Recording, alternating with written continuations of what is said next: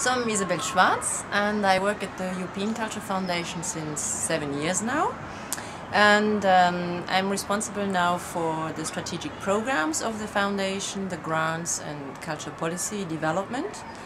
And culture policy development and advocacy has been very close to my heart since I joined the foundation, and the ECF has been very active in this field also since 8 years now, more specifically. And we have been, I think, instrumental also in bringing about the European agenda for culture in a globalizing world, together with others like Culture Action Europe, for example, the platform for putting culture higher on the European agenda.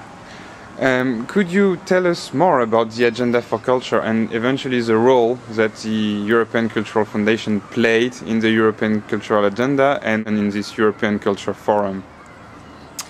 Yes, so as I said, the foundation has always advocated for bringing culture higher on the agenda and then also translating it in some concrete measures and concrete strategies for culture in a global context. So we were extremely delighted when the European Agenda for Culture came about. And obviously the great challenges now related to the agenda is the translation, the implementation of the agenda, which requests the involvement and coordination, most importantly, also between the European institutions, the member states, the local regional authorities and civil society. So all these stakeholders in it will have to coordinate their efforts so that it delivers concrete results. In terms of policy innovation, because you asked the question, policy innovation multifolded, but I would say first of all that the dialogue and consultation of civil society is really embedded now in European policy making for culture on European level.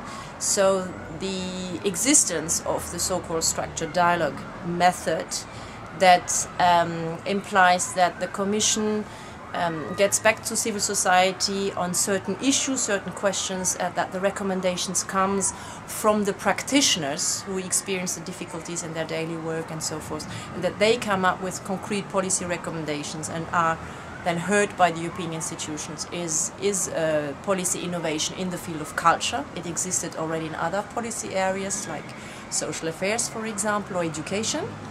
And the second policy innovation obviously is the open method of coordination of the member states, which means that on European level they can associate their efforts in terms of coordination, in terms of developing strategies together. It is a non-binding method.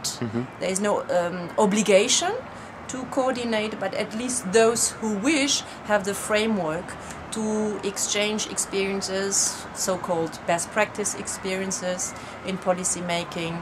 They can establish benchmarking mechanisms, yes, and they can set joint objectives between member states. And I think that's a big step forward. Great. And I saw as well that in the forum there were several DGs, non-cultural DGs, involved in the forum. And was this one of your expectations, or is this one of the important results of the forum, let's say? Yeah, it's definitely one of the important prerequisites, I would say, also for the forum to work, because had we stayed only within our remit, only within the arts and culture world, obviously we cannot talk about mainstreaming culture. So here the presence of major representative of enlargement, external relations, development, research is extremely valuable. And of course now it depends again not only in terms of rhetorics, what is delivered at the forum, but how those who are present will actually engage themselves also for giving culture a more predominant place within their own Directorate Generals. And so we are very hopeful that those who were there will take on that role. And talking about the future, is there any future steps or any big milestones that we have to wait for in terms of future actions after the European Culture Forum?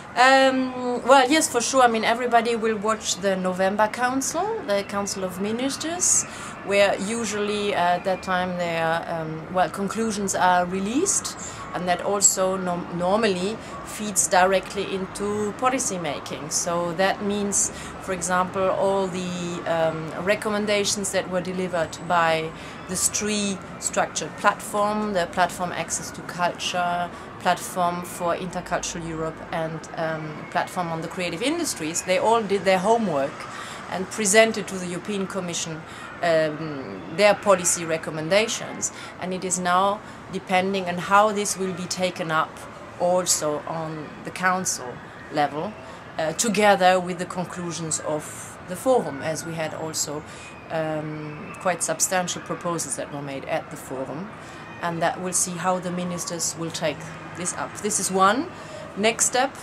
Another next step that is awaited, obviously, is how this mainstreaming will translate in terms of programs and in terms of funding.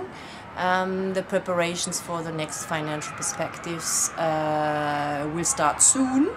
And so again, we will have, as a civil society, also to play an active role there in terms of fueling further the discussion and providing also further arguments for more funds, more resources, more facilities also for culture on the European agenda.